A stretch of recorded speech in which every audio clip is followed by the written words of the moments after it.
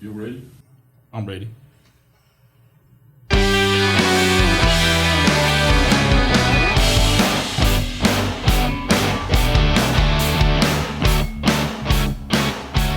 Hi, this is Larry Smith, and you're listening to Speak Out Podcast, a community outreach of the Lawrence County Career Technical Center in Moulton, Alabama. Today, my co-host is Duane Freeman, a freshman at Lawrence County High School and a career prep student at the Lawrence County Career Technical Center. Hi, Duane. Let's welcome our guest to the show. Hi, Larry. We're excited to introduce our guest for the podcast, Ms. Tabitha Pace. Welcome to Speak Out, Mrs. Pace. Thank you. I'm glad to be here. Tabitha Pace has worked for the Lawrence County Industrial Development Board for 23 years and was promoted to President CEO in 2018. Her primary duties include overseeing the daily operations, assisting existing industries, workforce development, and recruiting new businesses and industries to Lawrence County. Mrs. Pace received a Bachelor of Business Administration and Management of Technology from Athens State University in 1998. She also received an Associate of Applied Science degree in Health Information Technology from Wallace State College. Mrs. Pace is a longtime advocate of the Lawrence County Career Technical Center, and she completed 3 years in business education at the center. Mrs. Pace is an active member of the Economic Development Association of Alabama, a graduate of Auburn University's Intensive Development Training course, and the University of Alabama's Applied Economic Development Honors class. Mrs. Pace is also a recent graduate of TVA's Valley Workforce Institute and Rural Leadership Institute. She was instrumental in the location of the Jack Daniel Cooperage and Progressive Pipe Fabricators, as well as the expansions of Lockheed Martin and Nucor Tubular Products. She's a lifelong resident of Lawrence County, Alabama, where she resides with her husband and 2 children. And I'm going to switch over to you, Duane. So, Ms. Pace, we'll go ahead and get into the podcast by asking some questions. The first question is, what is your job and what exactly does the Lawrence County Industrial Development Board do? So I'm the president and CEO of the Lawrence County Industrial Development Board. Our main goal is to recruit new industry to our county, but we also have to make sure that our existing industries are successful and happy to be here as well. Well, how did you prepare for this job? What did you do as far as education experience? So I had no idea when I was in high school or even in college that I would end up in this position. Like Larry said, I went to the business ed program at the Career Technical Center, which greatly prepared me for the job I have now. From there, I went on and received a Bachelor's of Business Administration and Management of Technology from Athens State, still not knowing exactly what I was going to do. And I started with the Industrial Development Board as a part-time office manager and stayed there for 20 years and moved on up. Wow. What skills did you find most useful in your position? Those business ed skills really are probably the most useful, the accounting, the computer skills, but also the leadership and communication skills that I learned through clubs like FBLA and other community service projects. Well, do you use social media for your job? And what should students know regarding posts on social media? I use social media on a limited basis. I use Twitter, LinkedIn, and Facebook for announcements and really announcements and just community events, things I want the community to be aware of. Something that I want to make sure that the students know is that as an employer, I always look at their social media. Not only me, but all the companies and industries in our community do the same thing. They're going to look at your social media, so you want to make sure that you always have a positive theme there, have a positive pictures, attitudes, the things that you like, the groups that you join on Facebook or on these social media groups are really important because we as employers can see all of that. Well, can you talk a little bit more about LinkedIn? This is not a question that we have, but I have LinkedIn, and I don't think a lot of people are familiar with that application. And I'm not a very tech savvy person, But LinkedIn is more of a business. For me, I use it as a business platform. So I have a lot of connections through LinkedIn that are business related. I use that especially for announcements, company announcements, and ways to interact with my business colleagues. Well, I often get notifications from LinkedIn myself about jobs that are available and career opportunities and things like that. That too. So it's probably is recommended that young people create a LinkedIn account. Yeah, LinkedIn is a good. All of our companies use LinkedIn. They use various resources, and it continuously changes. So there will be something new. Just the other day, I heard someone talk about Handshake. That's a college platform that they're using. So it'll continuously change, but LinkedIn is a good one.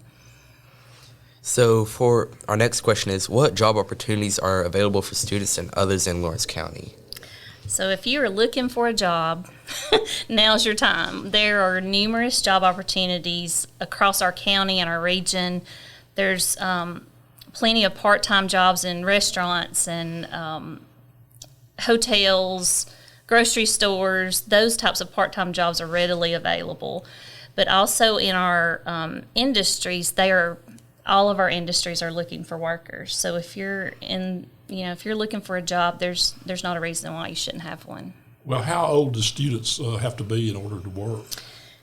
Students can work as early as age 14. The Alabama Child Labor Law allows employers to employ youth who are 16 to 17 years old, but there are some limitations on the type of work they can do. They don't want the children to be involved in any kind of hazardous occupations or moral that might be detrimental to their moral health as well. Miss Sonia Burden is a great resource, and if there's students looking for a job, she can definitely help you with that. Awesome. So in our class, we learned lots of employability, leadership, and computer skills. From your communications with employers, can you tell us how these skills we are learning can be utilized in our industry? Sure. I talk to our industries on a regular basis, and all of them have told me I need workers that come in without their phone in their hand, that show up on time, that are drug-free, and can do tasks that their supervisors ask them to do. All of those skills are things that you're learning here at the center. All of those employability skills, those essential skills that you're learning, how to be on time and how to be a team player, all of those types of things will definitely make you successful in any industry. Well, is there any one skill subject that every student needs to prepare for the workforce? I don't think so. I think there's a variety of subjects that you need to have. Of course, you need to have your English and your math and your science. But there are also classes like career prep and the skilled areas that are here at the center that are very important. I think some students think those career prep classes may not be as important, but they're very important to what I do in trying to recruit industries. Those industries want to know, what your workforce is going to look like, not only now, but in the future. They want to know what our future students are doing, and those classes are very important. Right. So our next question would be, do students need to go to college to get a good job? That's a tricky question. I believe that is up to the student's goals. There are definitely jobs available that you do not need a college degree for. However, if you're planning on moving up in that corporation or that company, then, a degree is going to be beneficial to you. However, if you're wanting to be a doctor or a lawyer, you're going to need a degree. There's a variety of ways that you can go about getting a job. And I don't believe you have to go to a four-year university to have a good paying job. I have a 4-year degree. My husband has a certificate from a community college as a machinist. Makes twice what I make or 3 times what I make, and but I'm happy in what I do, and he enjoys his job. So it's really up to the students' goals and what they want to do. Do some of the companies still have internships, things that you could pursue in order to find out about an industry, Yes. careers in that industry? And we're actually working this year with Casey Quayles, the career coach, trying to have more opportunities for our students to be able to job shadow and internship. Lockheed Martin has a program there that they use, the AMTAP program, that students can come in and they do a junior, I call it junior AMTAP, that's not what they call it. They call it, the name of it has left me, but it's a type of internship that you can do at Lockheed. And we're trying to work with our companies, not just in Lawrence County, but in the surrounding areas, to provide more of that opportunity for our students. And you were saying that this is a good time for jobs if students are looking for jobs. What does the future job market look like for our county? So Lawrence County saw an increase last year of 2.3%, and over the next 10 years, we're projected to have an increase of 34.2%, Wow. which is above the U.S. average. The North Alabama region is booming, and we're all in a great location to be able to find jobs and to have jobs available to us. So I think over the next few years, you're only going to see that increase. Okay. So what would our county be able to do to bring in more businesses? I wish I knew that myself. I think an overall pro-business attitude would be beneficial for our county. I'm not saying that people are not that way, but just wanting to make sure that these companies are happy here, that they want to locate here. And that goes down to, as a student, make sure that that you have the skills and the training that these companies are looking for. And then as citizens of our county, make sure that you have a positive attitude, that you never know who you're going to meet, and we have industrial clients in this county all the time that people are not aware of. So they can stop in to a service station or anywhere and ask you, how do you like living here? How do you like working here? And so if your response is not positive, that doesn't reflect positively on our county. Also, the way that our county is, the litter situation. Is our county beautiful? These companies are looking for places not only for their CEOs to live, but also for their employees and their families and their children to live. So I think that's one of the main things that we can do to help bring industry in. Of course, we're a rural county. We're in a great location, but we don't have as many incentives as other areas. But we do have a lot of natural assets here that are beneficial. Well, how far ahead do these companies start scouting and trying to find locations? Do you have experience with that? Do you know about that? We've got companies looking now that are probably 4 years out from actually building their facility. We've had companies, 6 to 8 years is not overshooting at all. They start early. 20 years ago when I worked, you had a long time. It was a longer span. Now those companies are more fast-tracked, and we're seeing, more of a close 2-year span for them to be able to locate. Well, what qualifications does a business need to meet in order to move into Lawrence County?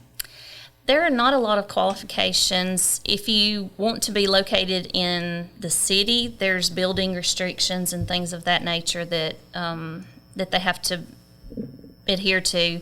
In the county, we have no zoning, so there's not any restrictions other than, like in our industrial parks, we have some restrictions just on the type of facilities and things like that. But not only that, but we want to make sure that the companies that we attract are a good fit for our county. We want to make sure that they're a good fit for our county, that they're going to provide a good wage for our employees.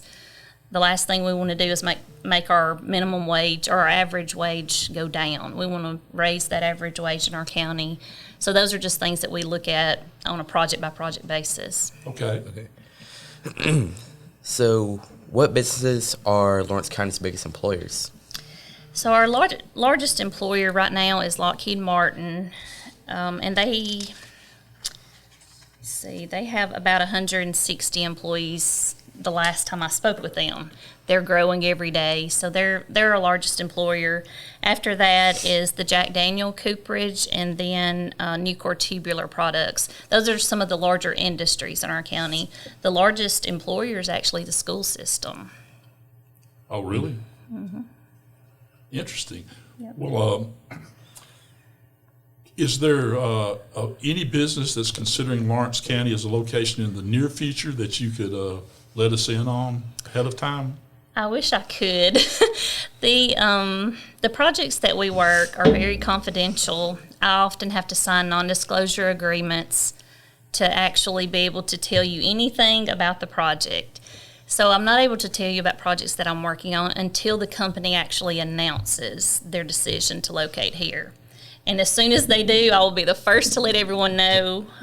We did have a recent announcement with Lockheed Martin. They opened their 65,000 square foot hypersonic manufacturing facility in Cortland, planning to employ 70 more jobs. And so that's a recent new announcement that we're very proud of. And hopefully we'll have a couple of more announcements in the future.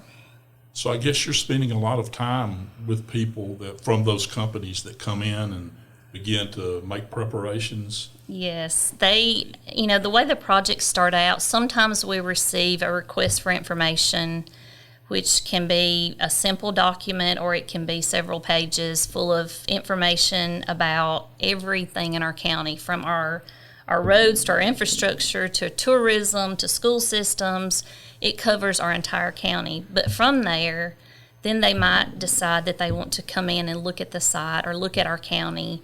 And they might do that 2 or 3, 4 times. And in the middle of all that, we're having conference calls and meetings. And it's a very long process that I think a lot of people don't realize that all of that goes into that. I can't just go out and say, hey, Toyota, we want you here. It doesn't work that way. Right. It's a long process, but it's a team effort, and it involves everybody in our county, in our state, and in our region. Well, thank you for being with us on Speak Out today, Mrs. Pace. Thank you for inviting me. We've enjoyed having you, and we've learned a lot. Duane, thank you for being my co-host today. I enjoyed being here. And we'll see you guys next time.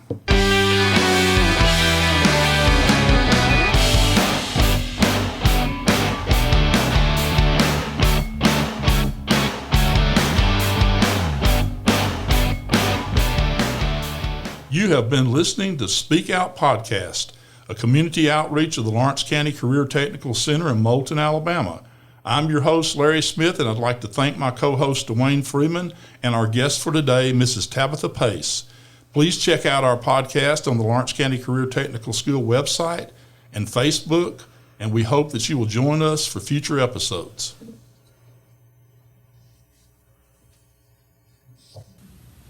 Well...